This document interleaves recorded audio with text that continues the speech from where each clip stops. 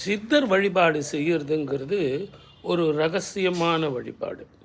இப்போ ஒரு கோயில்களுக்கு போயிட்டு ஒரு சில பரிகாரங்களை செஞ்சுட்டு வாங்க, தானங்கள் பண்ணுங்கள், யாகங்கள் பண்ணுங்கள், அபிஷேகம் அர்ச்சனைகள் பண்ணுங்கன்னு நாங்கள் சொல்லுவோம்.